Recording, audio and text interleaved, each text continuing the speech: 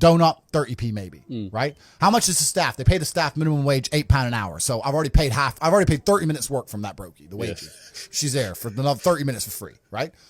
How much is the rent? How much is the business rates? If I had to open up there, how would I attract people to come into my shop as opposed to their shop? They got a big brand name. I'm brand new. Okay, well, the bitch working here is ugly. My one's going to be hot. Boom. That's the beginning. Next thing, do they have any signage outside? No. I'm going to try and put some signage outside. Do they have parking? No. I need parking. But you need to start thinking about how you can convince people to give you their money as opposed to giving it to the places they already give it. Different analytics. And once you do that, people say, I can't think of how to make money. If you start doing that for a year and just keep a notepad, you'll have 100 ideas of how to make money. You'll sit there and go, there's a place here that's doing this and we could do it better this way. This place online is doing this. We can do it better this way. And then to get them all done, what do you need? Network. You need people. It's all about people. Then you need to either go in the war room if you want to join or have your people around you and say, okay, we can make money with this. Who's going to do it? Who's not lazy? Who's getting up at 4 a.m. tomorrow? Boom. Let's get it done. So there's unlimited ways to make money, but most people go through life and their money is taken from them and they don't even identify how they got tricked out of it. They're just happy with it. Yeah, they just have, how did I spend 16 grand in Cirque last night? Oh, because my ass got drunk. How'd they get me drunk? Well, because the guy, when I first bought the first bottle of champagne, was there on the table, pouring, putting it in my hand, got me drunk, then I spent 16 grand on bottles. That's how they got my money. So if I open a club, I need to make sure when people first come in, they get fucking hammered. Nobody thinks about it that way. Nobody thinks, how did they get that out of me? Right? Why am I spending $2,000 for dinner in Novikov? Is it the food or is it the fact that I'm in Novikov and tag myself in Novikov?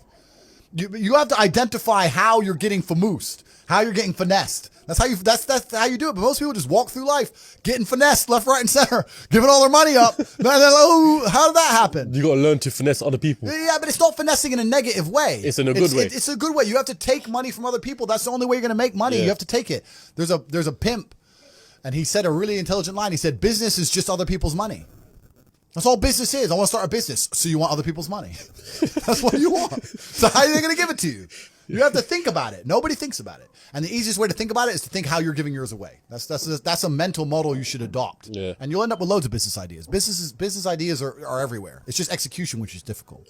You know what? Going back to what we said earlier about the survival instinct here, at the end of the day, the way I see it is, and this relates to Islam as well, yeah? I'm a Muslim. At the end of the day, when day of judgment comes and all that stuff, it's every man for themselves, essentially, right? Yeah. Am I right in saying that? Yeah, every man for themselves, and that's where that comes through. You're prepared for that, and I saw in clips as well that you've got understanding and sort of respect for Islam. So a massive respect for it. I have a massive respect for Islam because they have principles which they refuse to bend on, and we live in a world now where every single principle is being constantly bent and broken. Yeah. And I like to see a fundamental, or I like to see a mental model which is rigid. Yeah, there's nothing left rigid anymore. The law isn't rigid. Christianity isn't rigid. Like the only thing you can sit there and say they will not bend or they will not break is Islam. So I have absolute respect for them because it's just a masculine imperative. It's just a masculine mindset to have. And as a man, I respect people who say what they mean what they say.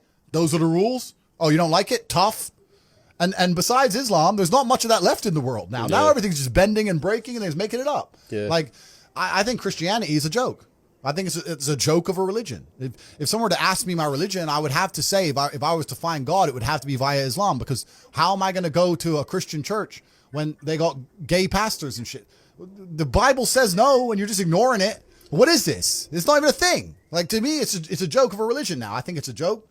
So if you're gonna bend all your own rules, if you're gonna be tolerant of everything and stand for nothing, then I don't think you have anything. It's just like people are getting onto the president of Qatar, because he's not allowing gay pride or flags or anything to be shown in the World Cup. Yeah. Right? So what's your opinion on, people expressing their communities, for example? My opinion is that you're in Qatar. Yeah. So no, but I'm talking about in general though. Yeah. In general, people expressing their happiness for gay pride and stuff like that. The problem is, and I don't want to come across as homophobic, and I don't want to get this video taken down either, but the problem is that a lot of these things are not what people think they are. There are people who think so surface level. The people inside the Matrix think surface level. They sit there and think, this is only about accepting what gay people want to do. I don't care what gay people want to do. I'm not homophobic. I don't give a shit what you want to do. It's not about that. What's actually happening is that the New World Order and people who are in charge of the world are using certain agendas to enforce. They're using them as a disguise to enforce hidden things. You understand? It's like the Green New Deal. They come along and say, global warming, global warming, global warming. They pretend it's about the planet, but really it's about just raising taxes to the sky, locking you in your house and taking your car away. They don't give a shit about the planet. It's a disguise. So the people who are in charge of the world are using certain agendas, which they don't want you to argue against, to sneak in a bunch of other legislation and a bunch of other rules. And the whole pro-gay acceptance thing is exactly the same. It's nothing to do with gays. The people who are in charge of the world don't care about anyone but themselves. They don't care about you, whether you're gay or straight. They're not interested. What they're interested in doing is controlling the minds of people and affecting the way people operate in a way which is beneficial to them. I don't want to get too political on this podcast and say what they're really doing because the video will get taken down.